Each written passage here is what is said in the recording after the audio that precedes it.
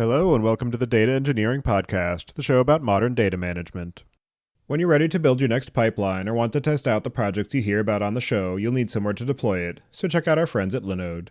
With their new managed database service, you can launch a production-ready MySQL, Postgres, or MongoDB cluster in minutes, with automated backups, 40 gigabit connections from your application hosts, and high-throughput SSDs. Go to dataengineeringpodcast.com/Linode today and get a $100 credit to launch a database, create a Kubernetes cluster, or take advantage of all of their other services. And don't forget to thank them for their continued support of this show. Random data doesn't do it, and production data is not safe or legal for developers to use. What if you could mimic your entire production database to create a realistic dataset with zero sensitive data? Tonic.ai does exactly that. With Tonic, you can generate fake data that looks, acts, and behaves like production because it's made from production.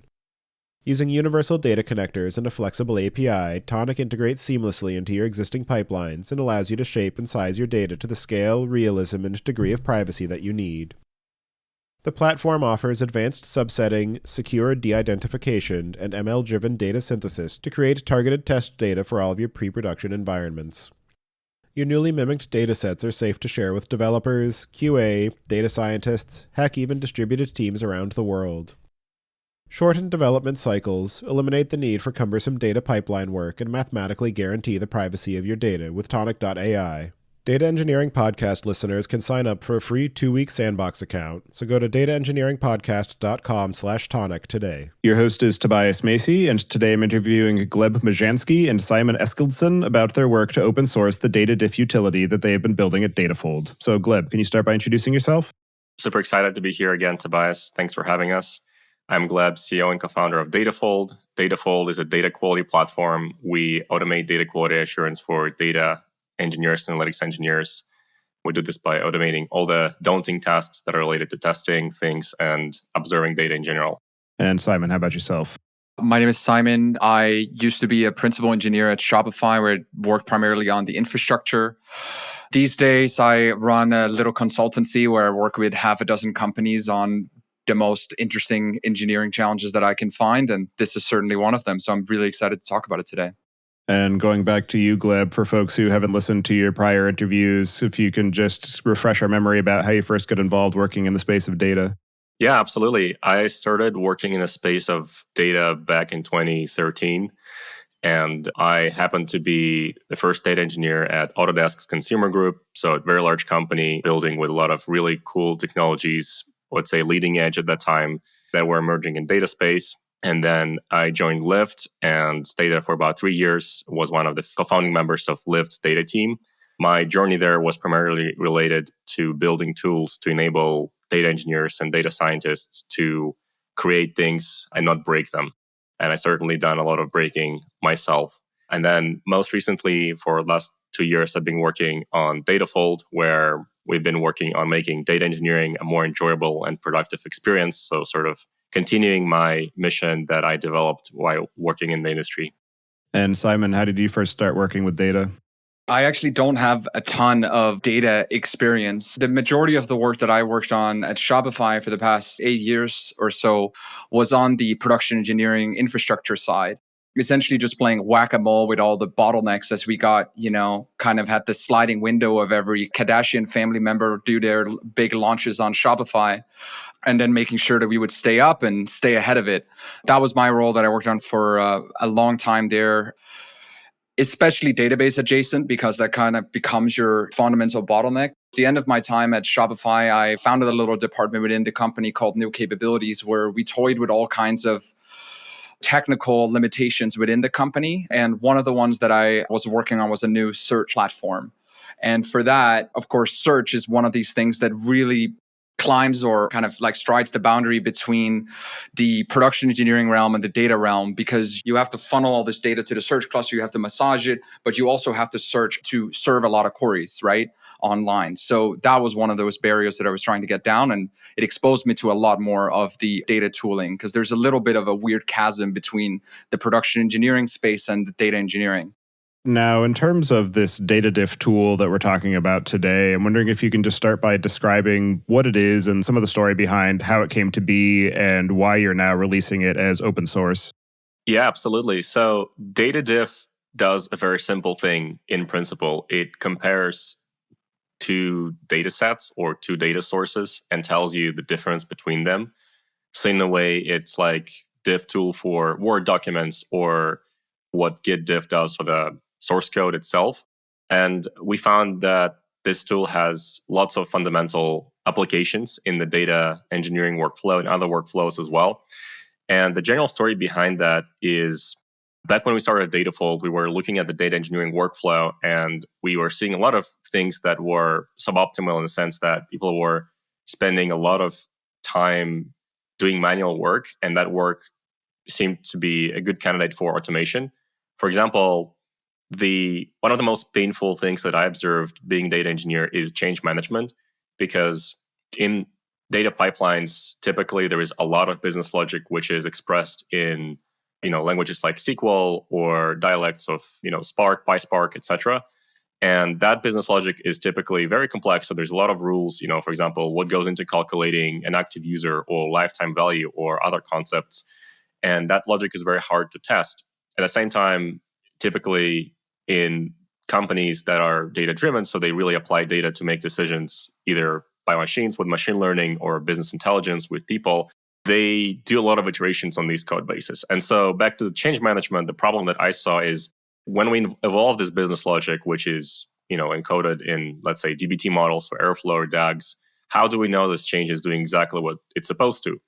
And so testing that turned out to be extremely painful, and there was no really good answer to that. So what we saw people doing, or what I've done myself, is basically you make a change, you build some sort of a development or staging version of a new data set, and then you compare it to production, and then you try to see, is it actually doing the right thing? Is it the right new representation of the business?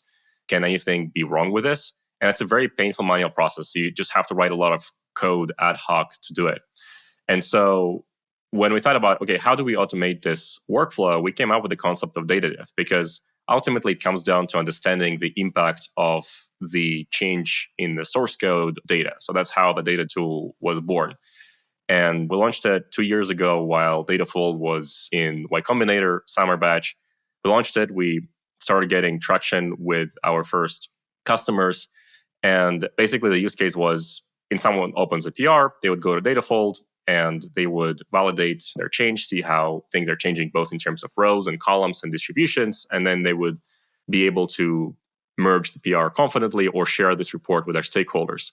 And so then the next thing we discovered is that the users wanted to bake this into CI flow. So instead of actually going to a separate tool and doing a diff, they wanted to have this report, the impact report, be produced automatically in CI in tools like GitHub and GitLab. So that's what we built next. And then what we learned is that it's not enough to just know the impact on a data set that you're actually changing, because data is very interdependent. And typically when you touch one thing, likely you'll have repercussions in other places. So someone may have built a dashboard, report, or an online machine learning algorithm that relies on your data, and it's not necessarily apparent that those dependencies exist. And so the question that our users were asking, can you help us identify the impact on the downstream things? So that has put us on a journey of building what's called data lineage. So understanding how the data flows throughout all the pipelines. And we had to do this on a columnar level because that's pretty much the only way to actually assess the impact of the changes. And as you probably know, this is a very, very hard problem. We knew it was hard, but we didn't really know how hard it was. So it took us about 9 months to actually build it to the point where we were confidently building these lineage graph for large customers. But ultimately, what this allowed data-diff to do is to show for any change done anywhere in the data pipeline, show exactly how the current data set is going to change, what is going to be the impact on the data applications, who among the users using data, such as data scientists or even execs looking at dashboard, is going to be affected, and all the information being provided in the CI flow. So that turned out to be very, very impactful. But that's actually not quite the use case that we are going to talk about today.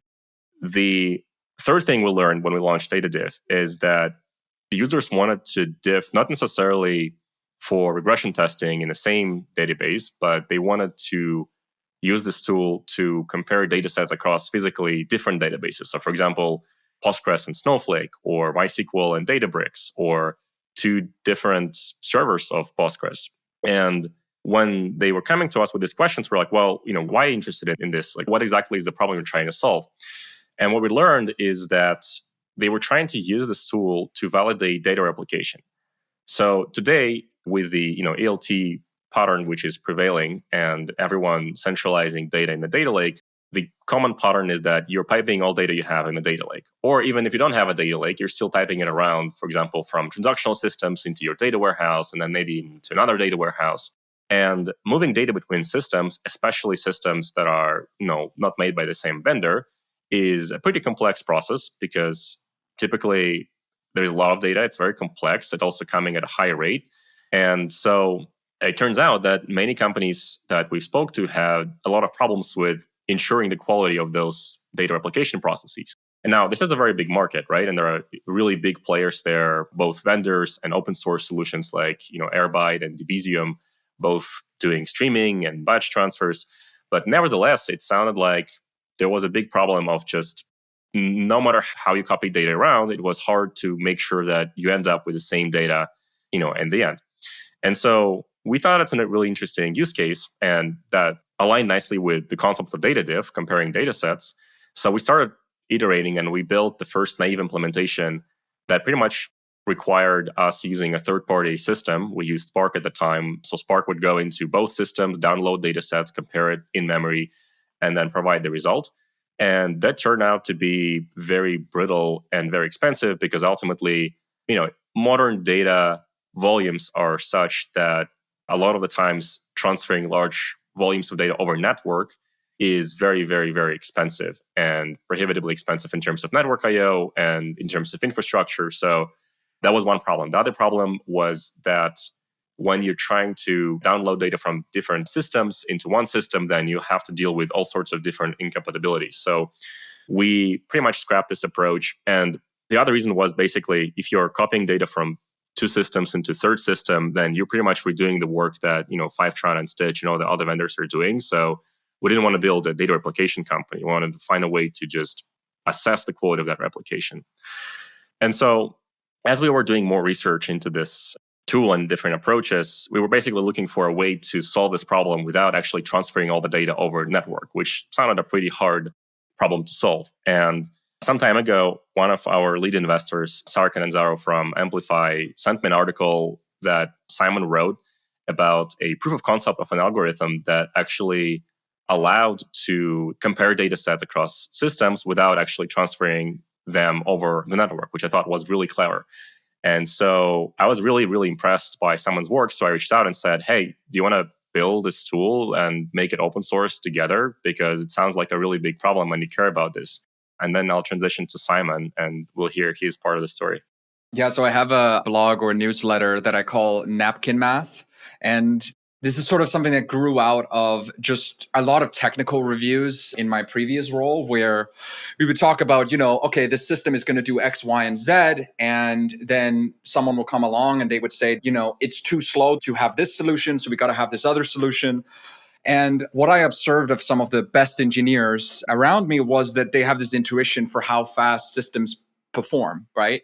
They can very, very quickly tell you, well, this is going to be too slow to transfer all of the data. You need to do something along this line. And they can design systems in, minutes that otherwise can take a lot of iteration. So I started a blog kind of around this concept of building intuitions for how systems can perform. How fast can you check some, a billion rows? You can calculate that very, very quickly if you have access to a little cheat sheet that I've made. And so one of the problems that I saw that was really recurring was this problem that Gleb's describing, right? Of like you're replicating from A to B and you're not confident that B is going to be the same as A. One of my pet peeves is that even if the replication mechanism is in theory 100% reliable, right? Because you're using a replication stream and blah, blah, blah, blah, yada, yada, yada. Like, it's based on some paper and so on. No programmer is immune to an early return or some exception or a truncated value or a type incompatibility or whatever that actually causes data loss. So I've never trusted those mechanisms at all. It's always been a bit crazy to me how much of the data realm run on big where queries with an updated at, where you can lose hard deletes and things like that and do financial reporting on that. And Where I got exposed to this problem was that at Shopify, I was working with a team that was writing a tool to move shops from one shard to another. So this was super important because you can imagine that in a big sharded setup, you essentially have some version of the bin packing problem of trying to balance all the shops across all the shards. So if you have, 1,000 shards and you have millions of stores, you want to balance them across all of these shards to minimize the cost and how many shards you need, traffic, and so on. So we needed the actual mechanism of kind of surgically taking one shop from one shard and moving it to another. But we didn't trust, one of the interns wrote a TLA plus proof that this algorithm was correct. We did all kinds of things. But one of the best engineers I've ever worked with, Florian Weingarten, who worked on that team, said we also need to check some, A and B, even though we have this proof. And then he additionally said, also, we're going to have this intern coming in, write a separate implementation of the mover that only verifies it just in case as well. So we had all of these mechanisms to check. And then once we solved the problem there and the shop mover moved into production, I started seeing this problem everywhere, right? If you are so many engineers spend a lot of time handling webhooks, right? That's also moving from A to B, but there is no good way of checking it. If you do a 500 and they don't resend it, you're kind of SOL, right? On the data side, right, you have these very complicated pipelines where you're moving from, a MySQL replication log into the Bezium, into Kafka. Then you have these transformers putting it back into Kafka. And then you extract it out of Kafka into another system, that then puts it into another database that then does. And I'm like, even if everything is 1 out of a billion error, at a big company, it's going to happen a lot. And even worse is when you then do a count on one end at the other end of the system, and the counts don't line up. Like, how are you going to find out what that missing row was, right? So I kept seeing this problem everywhere. So I decided to write up this article on my blog about how I thought that you could use this kind of checksum-based approach, which we'll describe in more detail later on, to move all the computation into the database, and even across very different databases like Elasticsearch and MySQL and Snowflake. All of them have this common denominator of being able to do sums and checksums on the columns that you care about. So we came up with that approach, and while we didn't deploy it, at least not in my time at Shopify, I wrote the article. And then when Gleb reached out to write an open source version of it, that was absolutely perfect fit. So that's sort of how I ended up in this problem. And as far as the utility of the data-diff tool, you mentioned that it does give you this capability of understanding, okay, I have a mismatch between my source and my destination systems. This will actually help me understand what the source of that mismatch was or what the missing data happens to be. But there are also a number of other approaches to data quality as far as making sure that, as I'm replicating my data and running my pipeline, I can be alerted on anomalies in terms of changing volume where I expect that I'm going to replicate 10,000 rows because that's what I usually replicate within this 24-hour period. All of a sudden, I'm replicating 50,000 or 1,000. And so I want to be alerted and be able to look into it. Or, I want to make sure that every time I replicate this table, it has columns A, B, C, D, and E. And now all of a sudden, I'm also shipping column F. So I want to be alerted about that. And I'm wondering if you can just talk to some of the ways that this data-diff tool composes together with other utilities for data quality and data monitoring and sort of the general health and well-being of a data system. So data monitoring is a really, I think, powerful concept. But in general, it relies on an assumption, typically, that the data that we saw yesterday, or the way the data looked yesterday, right, or last hour, whatever the previous time window is roughly what we expect today, right? So basically just looking for anomalies relative to the previous distribution. And the reason why this approach is used mostly in most tools is because that's pretty much the only way we can generalize for kind of monitoring data across thousands of tables and tens of thousands of columns. Otherwise, we wouldn't really be able to do it at scale and accommodate for all the different types and uses of data. But the problem of that approach is signal to noise, right? Because if you're applying this assumption that, well, you're going to alert if the data doesn't look like it used to look yesterday, we are basically prone to pretty high ratio of false positives. So alerting on things that aren't actually anomalies and false negatives. We're not catching things that are anomalous. And so I think whenever we have an opportunity to know for sure if the data is actually correct and incorrect, this is a luxury we should definitely seize. And interestingly, in the case of data replication, it's actually one of those cases where we can know for sure what is right and what is not, because ultimately the whole use case is about you're moving the same data set from point A to point B, and you know that if the data is exactly the same, this is success, and if it's not, this is a failure. Now, the second question is, what is the magnitude of this failure? But a lot of the times, the use case of data replication is to leverage data from production system in the analytical warehouse. And because it's coming from production system, data teams typically like to call it source of truth, because it's basically what the actual application, the actual business logic generates. And so if this data ends up not being reliable, this is pretty much destroying the last hope for analytics. And that's why I think it's really important to get this data, not I think, but in general, we know this is very important to get this data right. And so coming back to data-diff, power of this approach is that it doesn't generally rely on the anomalies. It basically is able to verify at scale whether you actually have data, the same data in both ends. And obviously you can slice and dice it, and you can compare a given partition or only data that was copied between a certain points in time. But ultimately, it is the beauty of this implementation is that it is able to tell you at scale, and we're talking about hundreds of millions, billions of rows, checks performed, in single minutes across systems, physically different over the network, whether data sets are in sync. And at the same time, it is able to pinpoint up to individual rows that are out of sync. That was not previously possible, at least to our knowledge, at all. And the way that this tool can integrate into different systems, including data quality frameworks, is actually fairly elegant, because we intentionally shipped it as an open source package that's on GitHub, but also can be installed via pip. And it can be embedded into data orchestrators like Airflow and Dagster. It can be embedded into data quality frameworks such as Great Expectations. So you pretty much can just run an expectation that your data is in sync while using data-diff as the actual tool to check that expectation. You can also wrap it in dbt and ensure that if you're leveraging data from different systems, that data is in sync. In terms of how it plugs into other tools, and in let's say Datafold platform, which is the part of the platform which is not open source, it's basically to provide a more complete end-to-end solution to solve a particular problem. For example, if you are actually validating their application with data-diff and you identify a certain discrepancy, your next step typically is to assess what is the impact of that discrepancy. Because again, let's say we're talking about replicating hundreds of tables, tens of thousands of columns, which is the case for even medium-sized business these days. You are almost guaranteed to have some anomalies, some inconsistencies float up here and there.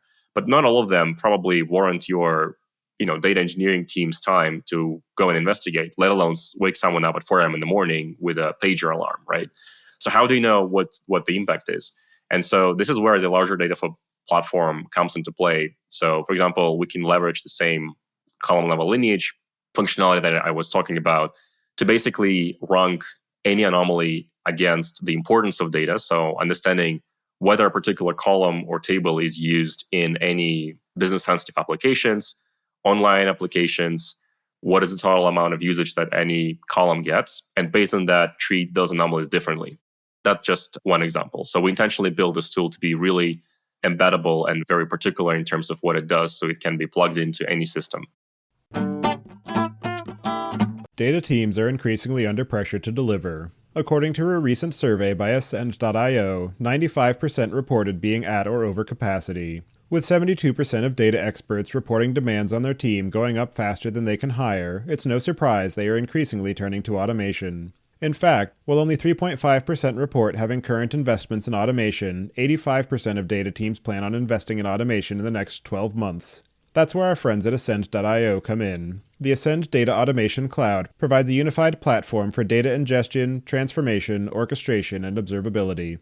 Ascend users love its declarative pipelines, powerful SDK, elegant UI, and extensible plugin architecture, as well as its support for Python, SQL, Scala, and Java. Ascend automates workloads on Snowflake, Databricks, BigQuery, and open source Spark, and can be deployed in AWS, Azure, or GCP.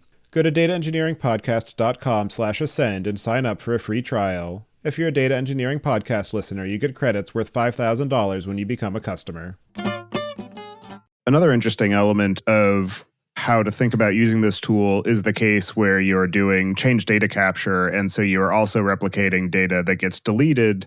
And so you might have some of those deleted records in the destination system that no longer exist in the source system.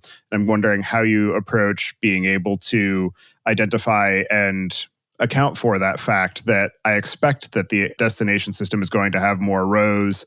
This is the signature that I expect them to have. So when you come across this, ignore the fact that there are more rows in the destination system. Don't alert me on that. But if there are other variances between the two systems, I still want to know about that as well. It might help now to explain how data-diff actually works and then answer your question. Because to answer that, I think we have to understand exactly how it works, right? So the way that the tool works, right, is that if you imagine kind of a spectrum where on one side of the spectrum you have a count, right? So you do a count into source and destination. If the numbers are the same, you're reasonably-ish sure that they're probably maybe the same, but you don't actually know because you could have lost some updates, or you could have an incompatible data type or anything like that, right? So that's a count. And most of the time, if the count's close enough, you're going to just kind of back off because figuring out why the count is different is going to take a long time. So very low fidelity, but also quite fast on the database. So that's one side of the spectrum. Other side of the spectrum is to literally compare every single row, right? Have some kind of mediating process or some kind of cluster like Trino or Dataflow or something like that can do these massive queries and then shuffle around and do a massive join across multiple databases and figure out whether everything's the same. Doable, but a lot of companies, that would take quite a while to run, right? That's a very expensive operation, not just in terms of runtime, right? This could easily take hours, weeks, months on large things. Network costs, cloud costs, like this is a very expensive operation and time consuming, right? And what's frustrating with a lot of data tooling is that it is so time consuming and you like sit down and you have to, go for a lot of coffee breaks while you wait for things. And we want to try to minimize that a little bit. That's the other side of the spectrum. So what we wanted to be able to do with this tool is that it very elegantly slides across this spectrum, okay? And the question is, well, what's in the middle of that spectrum? What's something that's pretty fast, but is also able to tell you what the differences are? The algorithm that I propose in the blog post, and that since me and the other engineer on the project, Erez, who you've had on the podcast before about Prequel, and he's written other open source projects, him and I are working together on this project. The algorithm that we've come up with is essentially that if you imagine you have 1 million rows or 1 billion or whatever on the left side and 1 million on the right side, what we start by doing is dividing it into segments. So let's say we have 10 segments. So segment number 1 is ID 1 through 100,000. Segment number 2 is 100,001 through 200,000, and so on, so on, so on, right? All the way up to the last segment having the last 100,000 IDs. We do that on both sides. Then we find the lowest common denominator for figuring out the identity of that segment on both sides of the databases, right? So if this is like Postgres to BigQuery or Snowflake or something like that, you can imagine a query that essentially does a sum of the MD5 of the columns that you care about for that segment, right? So it's like sum MD5 ID and then maybe updated at and maybe other columns that you care about where ID, greater than or equal 1 and less than 100,000. You do that on both sides. So let's say on the first segment, the checksums line up, right? The sums of the MD5 are the same. Great. We don't have to look at that again. The little mediating Python process that is data in between, it got, 32 bytes checksums from both, compare them, and you're done, right? Moves on to the next segment. In fact, it does all of this in parallel, right? But it goes to the next segment. Let's say now on the next segment, the checksums are different. So the left side and the right side have a different checksum. Now, all we know is that these two segments are different. Then we take that segment and divide that again into 10 new segments, right? If this was the next segment, it's 100,000, ID 100,000 to 100,000 and 110,000 to 120,000 and so on into 10 segments. Then we checksum those. And then we find that, okay, it's the middle segment, right? In that middle segment, that's different. We download all the rows because they're below this threshold of 10,000. We download all the rows, we diff them, and then we print out that single row, whatever that's different. So now we can do this very fast, right? So on a table with, let's say, 1 billion records, a count in something like Postgres takes maybe half a minute to a full minute. We can do this full checksumming operation between two databases in 3 to 4 minutes for 1 billion records. And I didn't even test how long this would take. I haven't run that test yet because I don't have that much time of how long it would take to download all the rows and compare them, right? But typically what I find is that the checksumming tool is about 5 to 6 times slower than a count. And downloading every row is something like 20 to 30 times slower than our checksumming approach. It's really quite fast, and single digit minutes is great. So that's essentially how it works. So in terms of then to go back to your question of how we detect deletes, well, it's very simple, right? The checksums wouldn't line up for that segment. It's then going to go down and find the ID range where it doesn't line up, going to download all the rows, and then it will see, then it does, just a simple in-memory operation in Python to see which rows are different. And then it will spit out like a little tuple that has a minus sign and then all the columns that you cared about. So that's how it does it. And that's how it works. So in terms of then saying, okay, I see that there are values that are in the destination system. Now I want to understand that, okay, these actually exist because these rows were deleted from the source database. I imagine then factors into whatever additional logic you want to wrap around the execution of the data-diff utility. That's right. So, you could write a complete replication mechanism based on this, right? If you have something that does an updated at greater than, if you have even a fairly large table, you could just completely replace that with data-diff, which is going to be more reliable for you. Or you can, create an SLO and be alerted, right? If you're doing financial reporting, right? Like if the numbers don't line up, like literally someone could go to jail, right? Like this can be very, very important. So that's right. Yeah. And I think the other part is we also, as a user, you can materialize the results of the diffing process back into database, both, either A side or B side. So, for example, if you're moving data from Postgres to Snowflake, you can materialize the diff itself into either of those. And then you can, use BI tools to investigate those and run queries and see exactly, what doesn't line up and run analysis. You can also put anomaly detection on top of this. You can also build automatic remediation mechanisms where you would have a job that would look at whatever the diff was and only request that certain rows are actually, resynced. So basically, the idea is to give a really solid building block or blocks for people to really make those replication processes robust. I think another very common use case, right, is, for example, someone who's moving from, let's say, Heroku to another Postgres instance, right? They want to make sure all the data is the same. Another thing that I think is actually quite important for data-diff and something that's often neglected is that default data types between databases are quite different, right? So to give you an example, I was talking to someone who's using data-diff, and they are, I think they have Fivetran or something along that to replicate a currency value from Postgres into Snowflake. And this adapter, even though the origin amount is a, exact number, which is what you want for currency, you don't want to use floating points for currency, as anyone who's dealt with money knows. But by default, Fivetran, I think it is, will create it as a float in Snowflake, right? And data-diff will then tell you, hey, like, we're going to do our best here. Like if all the floating points lines up with your numeric value to inexact precision, the checksums are going to line up. But data-diff will also warn you that your schema is problematic, right? So you inherently are going to have data loss at some point. And I think that's going to be an incredibly important part of data-diff as well, because if you use something like Fivetran, right, it just kind of creates the schema. From what I've seen, I wouldn't really trust it to make good decisions there. Digging into that aspect of the potential variance in data types between the source and the destination systems, I'm also interested in digging into the selection of the hashing algorithm. You mentioned MD5 as the default that it's using out of the box. And I also know that, well, it is one of the faster hashing algorithms. It also has, the very real potential of generating hash collisions. And I'm wondering what you have done to mitigate that potential issue, or giving the opportunity for end users to say, I actually want to use a different hashing algorithm. If the database supports it, I actually would prefer to use, SHA-512 or something like that, and spend that extra time that is going to be required for the extra compute that is necessary to compute that hash. Yeah, I think for data verification, hash collision is kind of a theoretical problem that you shouldn't really have to worry too much about, right? This is not a cryptographic hash. So we might actually want to use something like CRC32, which is a little bit faster. In reality, I would love to use something like XX hash, right? Which is about 100 times faster and can be SIMD than MD5. The reason why we're using MD5 is just because it's ubiquitous, right? I think in reality, what we might do at some point is just to not even hash it, but literally just try to sum if they're integers or floating points, because for data verification, that's usually sufficient.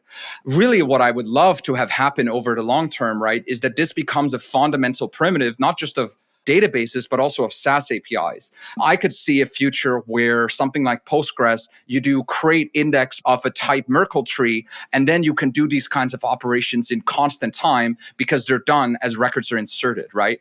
Similarly, this could also be the case for SaaS APIs, which we would love to support at some point, where the drivers are often of even lower quality. So if you're, taking orders out of Shopify and putting that into your data warehouse, we would love to be able to negotiate with an API and use the exact algorithm that I described before of exchanging hashes until we figure out what rows we've missed from our wacky, webhook infrastructure. So I think there's a lot to do here. And there are also databases that don't even support MD5, right? So for example, Elasticsearch doesn't support MD5, even though it does support a lot of other analytics queries. So in there, you would either have to script it in their little like cute scripting language, but really you probably have to fall back to a sum. So this becomes a little bit like negotiating a TLS version, right? Where you might want to start like, oh, cool, you have XX hash, like one of the fastest hash algorithms out there. Great, we'll use that. And then you regress all the way down to just literally summing on the, ASCII values of strings, right? And then we see another thing, which is something like MS SQL, where hashing is 100 times slower than in Postgres, is something Eres found. So it's almost unusable, right?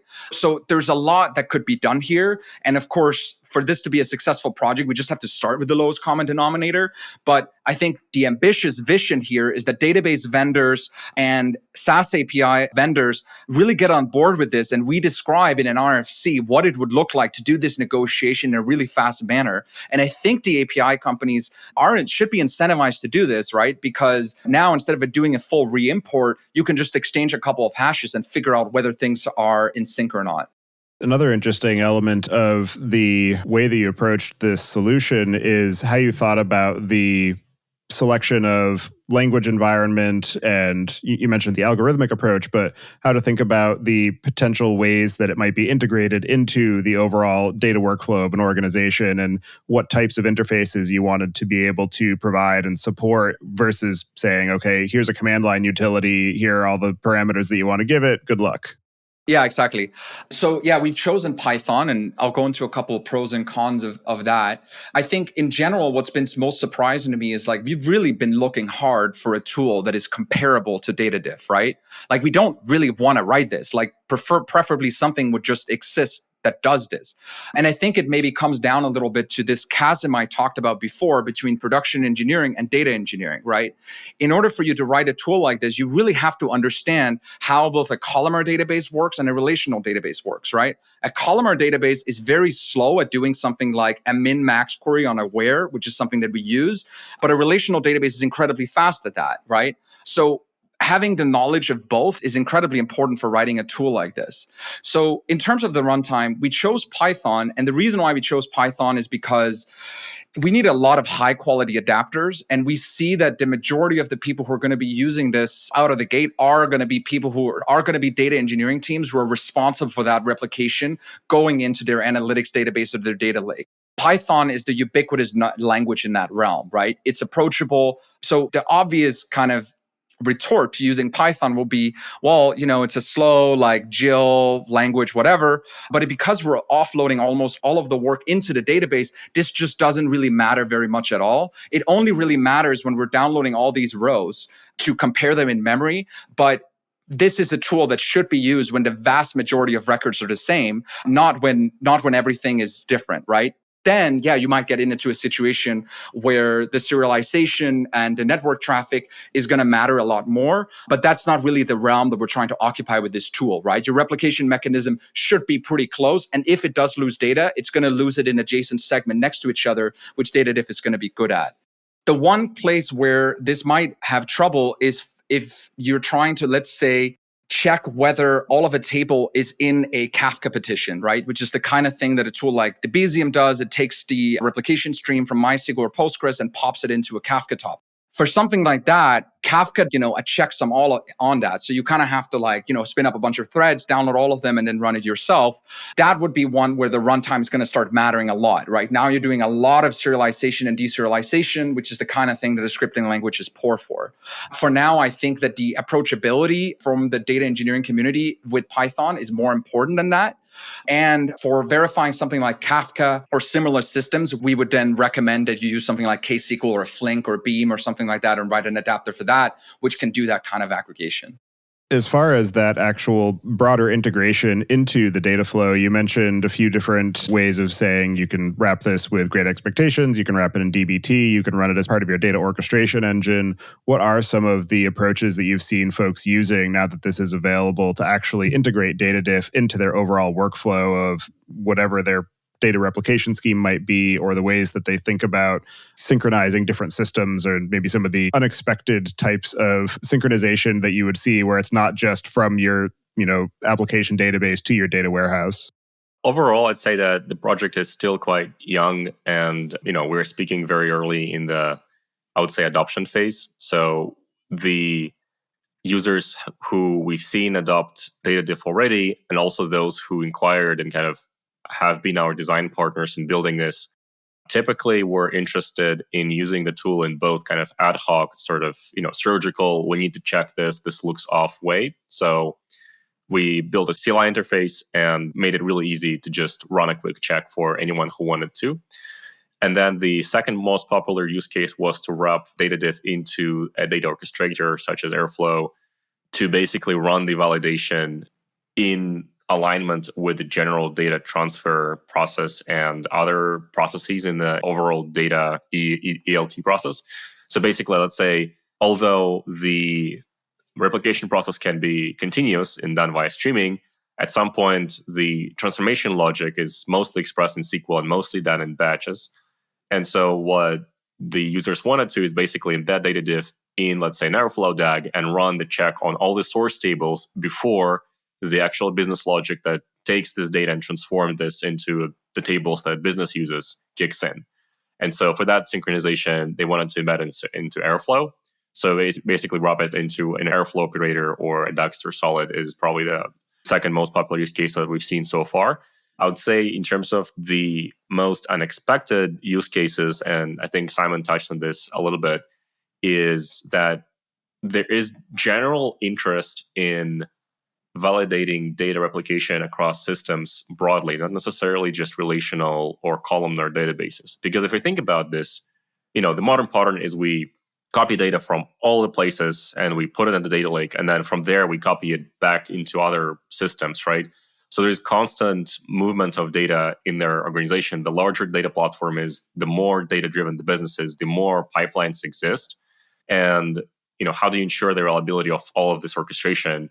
The moment you start, the moment some data becomes inconsistent somewhere, this inevitably cascades and you have ripple effects, and it becomes prohibitively hard to fix things and to even find out where things went wrong. So putting something like data-diff in place for data replication in general seems like a very good idea. And I think a pattern that we will see data platforms increasingly adopt, not necessarily with the tool we built, but in general in terms of checking the data replication. And so with that in mind, a lot of the systems that give data for further analytics, they don't have a relational interface, right? So we're talking about APIs for systems like Stripe and Shopify. And so basically what we've seen that was unexpected, at least to me, initially, was that there was a very strong interest in having validation of those systems. How do we know that, total revenue as accounted in Stripe actually matches what we have in Snowflake and then float to execs, on a kind of CFO dashboard, right? And that's a very, very, very hard problem, which doesn't currently have a good answer. And we have some ideas how to implement this, even without necessarily relying on, the third-party vendors adopting our protocol. The grand vision is that probably there will be some open source protocol adopted that would enable these kind of validations for any systems that participate in this kind of overall data exchange in the data platform. And that's probably the most exciting part of where the tool can go. The other interesting element of this is the fact that you did decide to release it as open source. And actually, before I get too far into this, just a kind of meta question and meta comment. When you first sort of presented this topic as an idea, I was originally thinking that this was sort of an open sourcing of the utility that you had built in as sort of the core of Datafold, of the being able to see, like, as you make the changes to a pipeline, like, what are the impacts that it's going to have in your data warehouse? Is that accurate as to what this sort of is the open source version of, or is this a completely brand new tool that was kind of designed and implemented as open source from day one?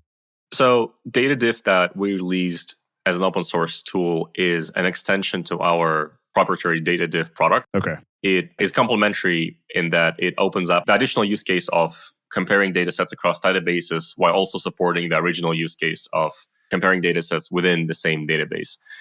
And, it may be not very conventional for a vendor to like suddenly release an open source tool that would actually be quite the core of what the vendor is doing.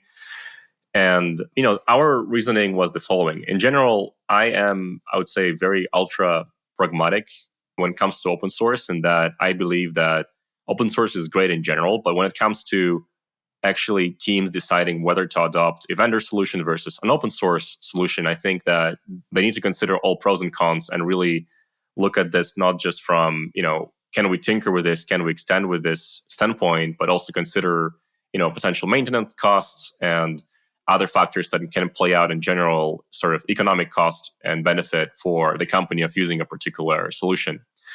I've seen, those decisions being made when, teams over-indexed on a particular dimension while overlooking others. And so I think that with that regard, why would, for example, it make sense for someone to build open source tool and for someone to adopt open source tool in a data space? I think there are probably three broad categories. So one is probably extensibility. So, for example, it makes sense for, a tool like Airbyte to be open source because people can contribute connectors, right? That's a very obvious way to kind of benefit the community, but also increase the value of the product. Or for dbt, because it's a platform upon which people build things. And so having an open source code makes sense because you can extend it in all the different ways. The second one probably is embeddability. If the form factor of the tool is such that the primary use case is to embed something in another product. And the third one is security, right? So if a tool is open source, then it can be adopted by anyone. And it's harder for vendors because sometimes the compliance just wouldn't allow you to come in as a vendor and, for instance, host very sensitive data. So when it comes to our main product, the Datafold product and the original data-diff tool that we build for the use case of automating testing of ELT pipelines, or the T part of ELT, right, the data transformations, because the tool was targeted at testing the changes to business logic, where you actually do expect quite a bit of changes, it inherently needed a very rich UI with a lot of data visualizations and slicing and dicing things to see, okay, you change this definition of revenue, how this impacts your distributions of other financial metrics, and how potentially this impacts the change of data over time, so that you can actually understand what it means for the business, what it means for machine learning. Are you going to have any skews and features? And so because of that, really rich opinionated UI, and also because to integrate that tool into CI/CD, we needed to connect with multiple applications such as, for example, GitHub, Slack, dbt Cloud, Snowflake, all at the same time, and orchestrate this testing workflow.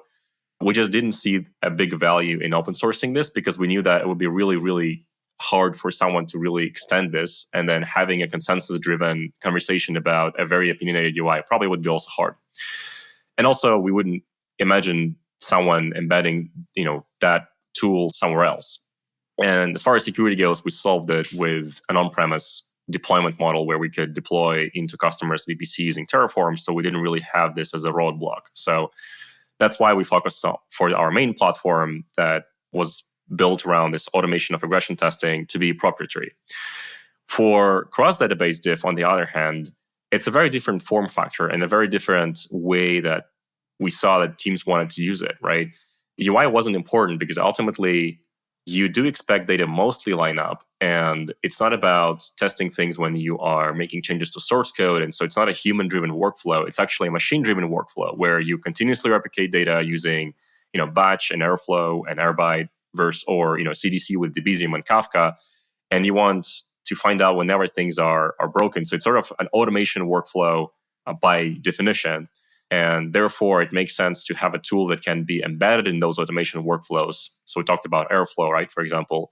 And requiring someone to call a vendor API from Airflow would be kind of clunky and probably would defeat the purpose of a really robust system that would validate things.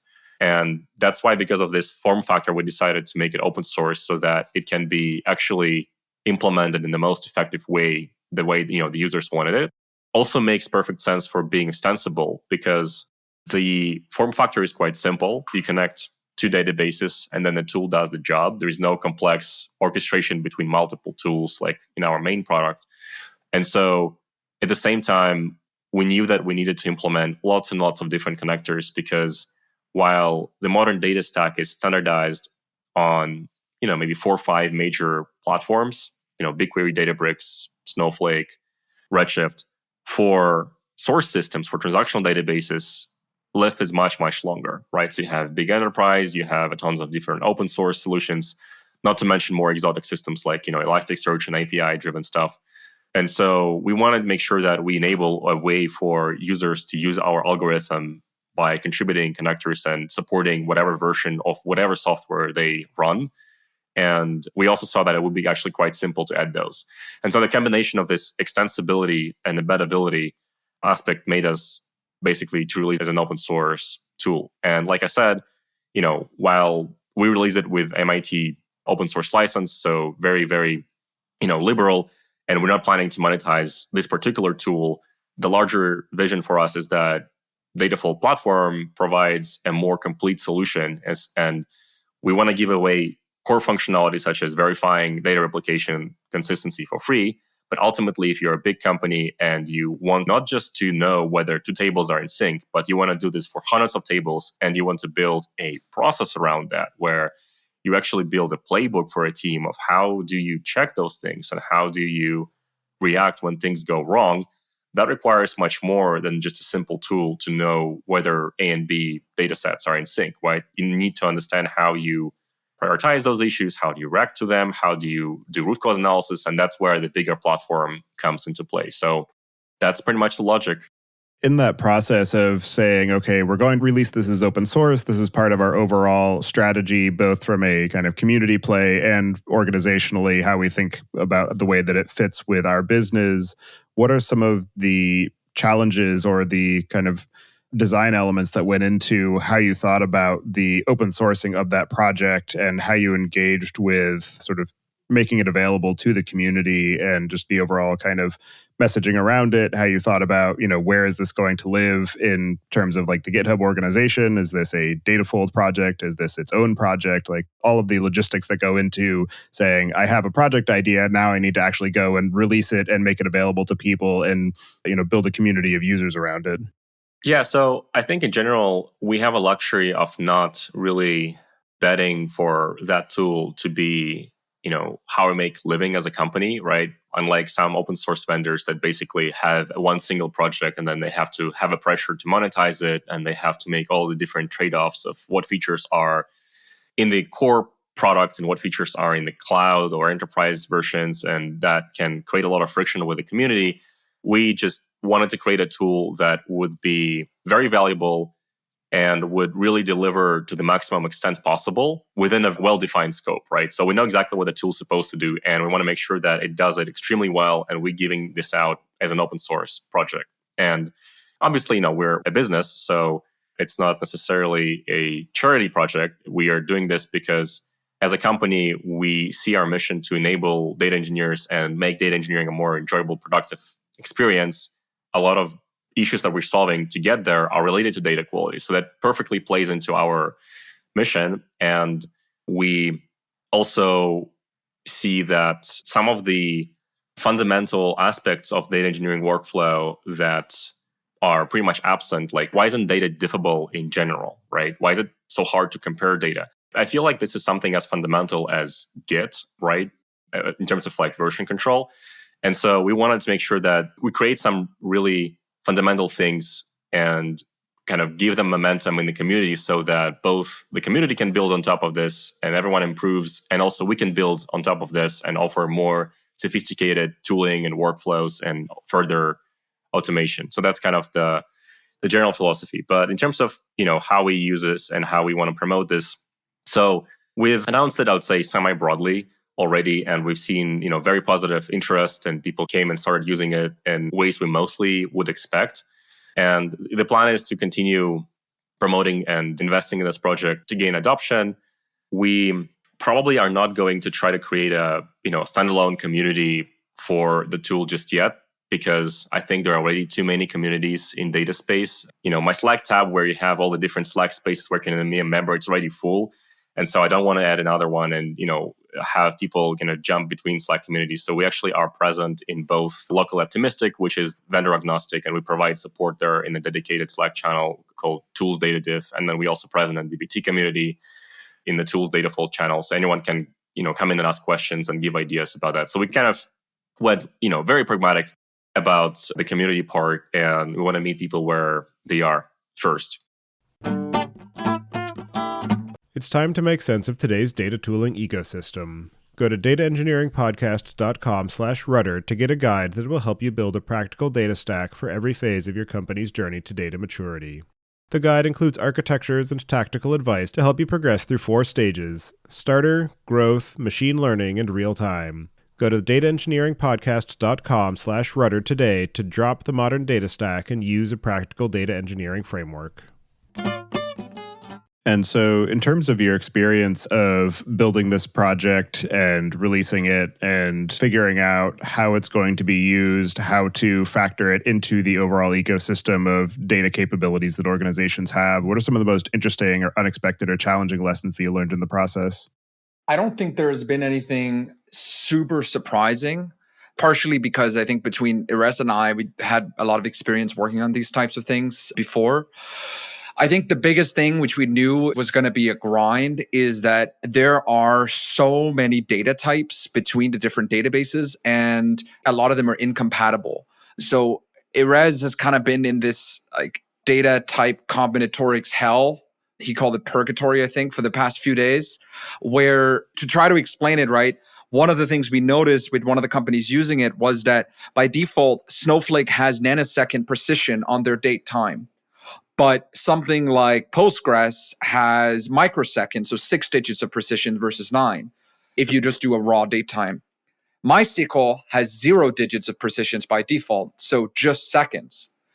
So if you try to compare the same timestamp on all of those, and we concat them to strings for a variety of other reasons that I won't go into, but of course, they're not going to be the same, right? Because one is going to have 9 zeros, the other one is going to have 6 zeros, and the third one is not going to have any zeros at all after the floating point, right? So then, okay, cool. Then we just make sure we pad the integers, but then you discover that the rounding is different. So for example, Snowflake doesn't round a date time if you truncate it, but Postgres does. And what they do on insertion is also different.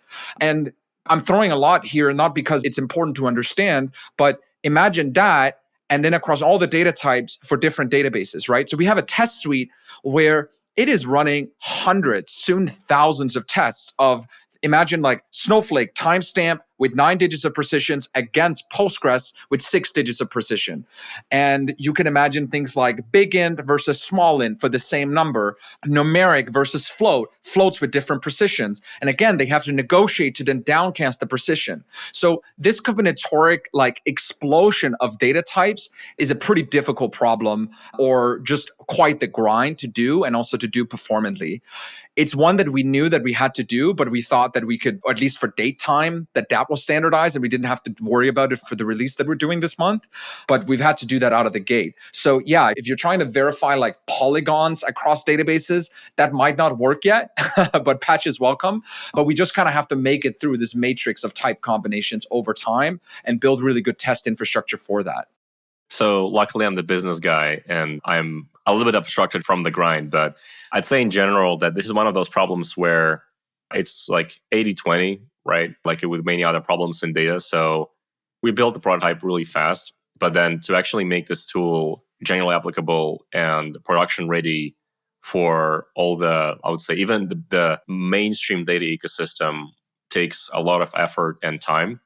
And so we hope that those efforts that we invest in making sure that the required polish and robustness will be appreciated by the community, and we'll have others join in and help make this tool really broadly applicable. And so for people who are trying to think about how do I make sure that my data replication is running properly and that my overall data system is, functioning the way that I assume that it is and want it to be, what are the cases where a data-diff is the wrong choice and you might have to go with a different utility, or it's just not a useful tool to actually solve the problem that you might have? We've covered a couple of them, but I'll quickly summarize the ones that I see. So one of them is that if you have a lot of diverging records, right? If you're trying to use it as a massive scale, like replication mechanism, I think if it's smaller scale, like, tens of thousands or hundreds of thousands or even millions of records, it's fine. But if you're trying to replicate billions of records, this is not the right tool.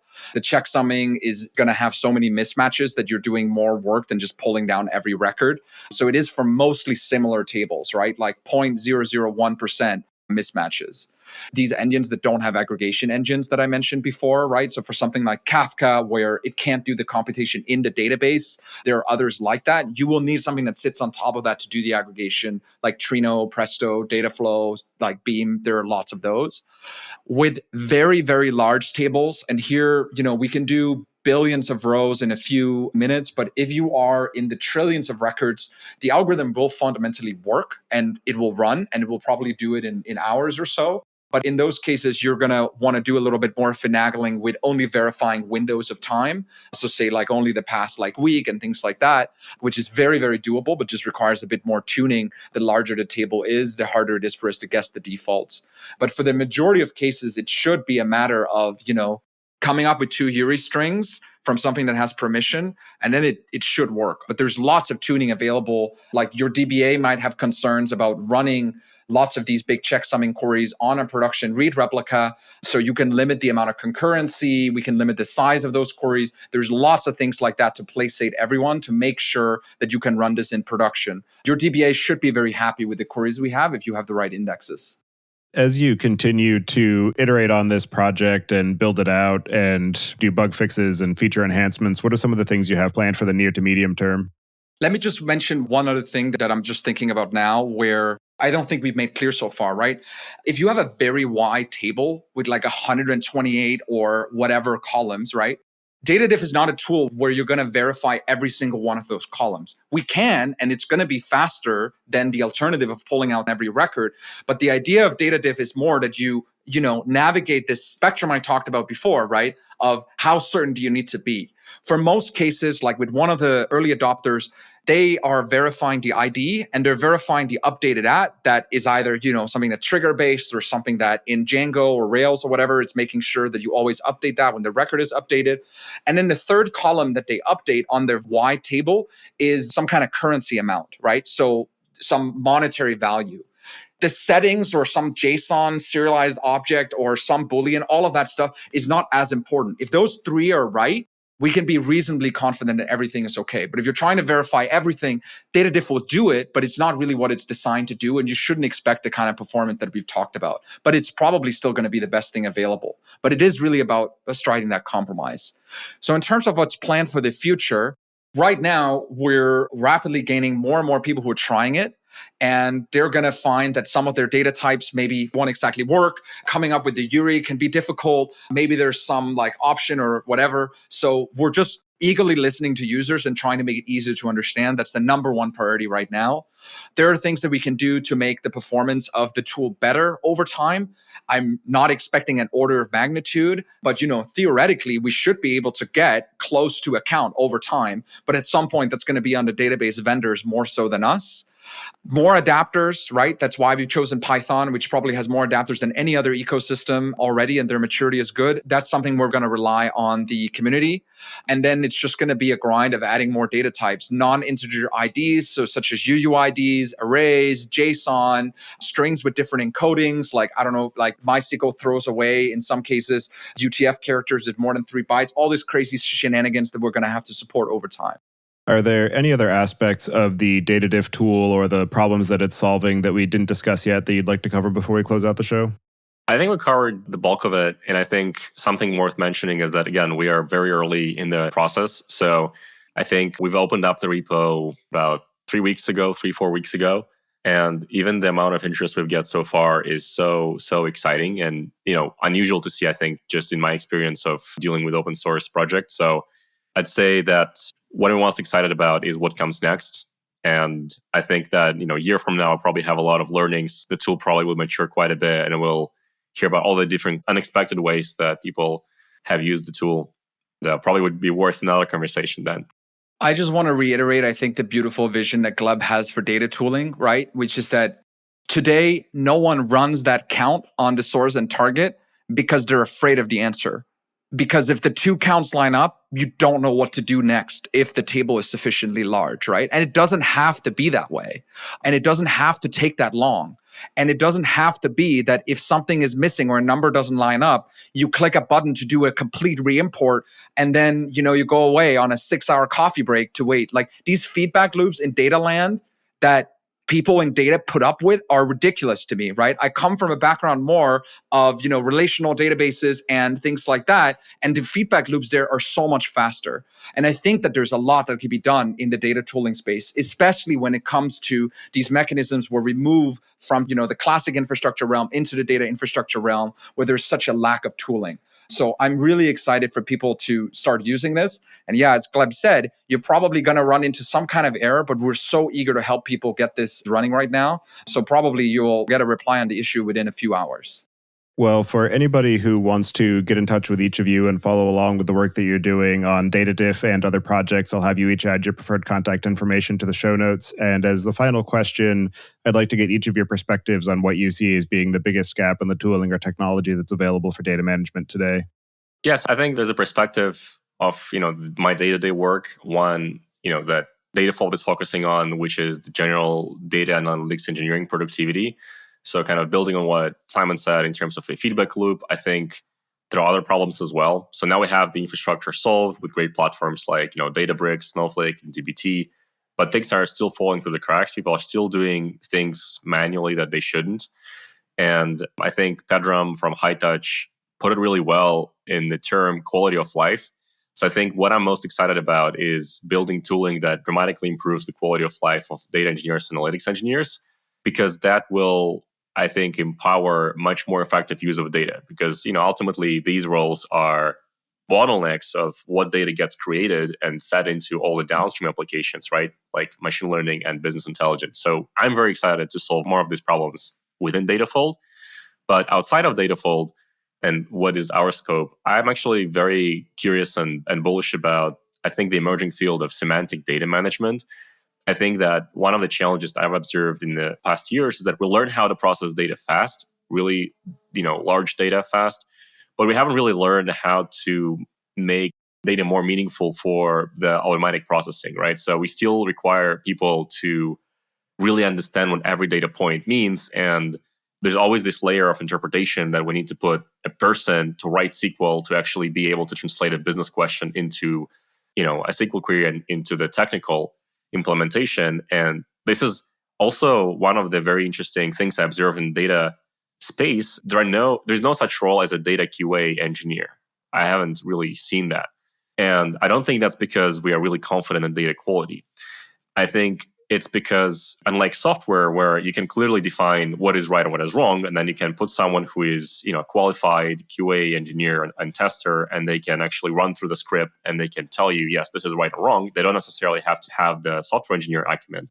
In the field of data, that's not possible. We actually need data engineers who are extremely trained, overqualified for this role, doing QA, because it's impossible to do QA unless you actually bring all this business context and meaning into it. So coming back to the semantic data management, I think we're starting to see this project pop up internally at companies. For example, the work that Chad Sanderson has been doing at Convoy, building the chassis platform that kind of maps the business entities to events and then helps both people and machines within the data platform consume data more meaningfully. So by defining and leveraging the kind of the formal definition of relationships and business meaning, I think that has a lot of future. So I'm really curious to see what comes out of it.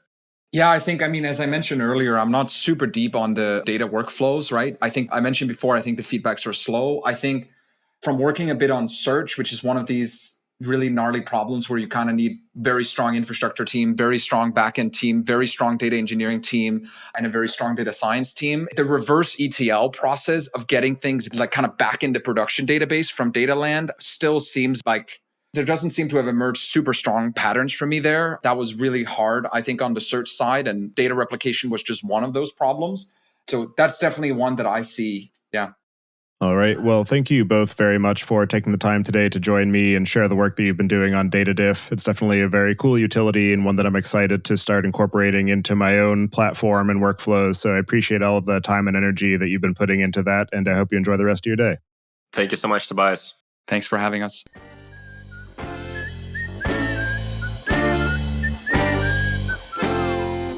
Thank you for listening. Don't forget to check out our other shows, the Data Engineering Podcast, which covers the latest on modern data management, and the Machine Learning Podcast, which helps you go from idea to production with machine learning. Visit the site at pythonpodcast.com to subscribe to the show, sign up for the mailing list, and read the show notes. And if you learned something or tried out a project from the show, then tell us about it. Email hosts@pythonpodcast.com with your story. And to help other people find the show, please leave a review on Apple Podcasts and tell your friends and coworkers.